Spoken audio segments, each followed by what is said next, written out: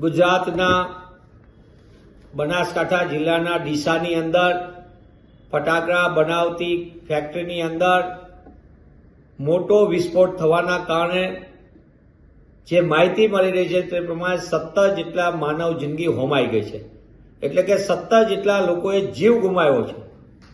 આ ફેક્ટરી કઈ રીતે ચાલતી હતી, ફેક્ટરીને લાયસન્સ હતા કે નહીં, અને એની સંપૂર્ણપણે એની ચકાસણી થતી હતી કે નહીં, આવી કોઈ પણ પ્રકારની બાબત હજી સુધી વહીવટી તંત્ર તરફથી આવી નથી.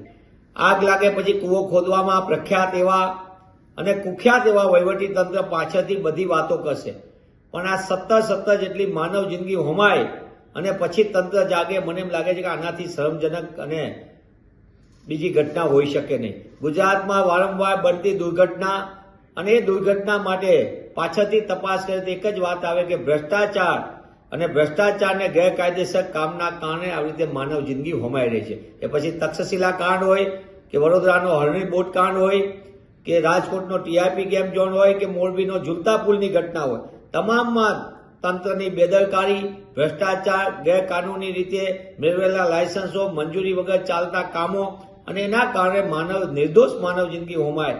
ત્યારે આ ડીસાની ઘટનાએ ફરી એક વખત સાબિત કર્યું કે ગુજરાતની અંદર આવી કેટલી ફેક્ટરીઓ ધમધમે છે. ગુજરાતની અંદર ફેક્ટરીઓમાં થતા વિસ્ફોટના કારણે માનવ જિંદગી હોમાય છે.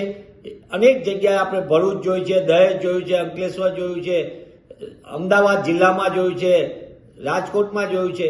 આ ફેક્ટરી અકસ્માતોની અંદર, ઔદ્યોગિક અકસ્માતોમાં માનવ જિંદગી હોમાય છે, અને પૂરતી કામ કરનાર શ્રમિકોની સલામતી સુરક્ષા માટે તંત્ર તરફથી કોઈ વ્યવસ્થા નથી, અને માત્ર હપ્તારાજ ચાલે અને દેખાવ પૂરતી તપાસ થાય.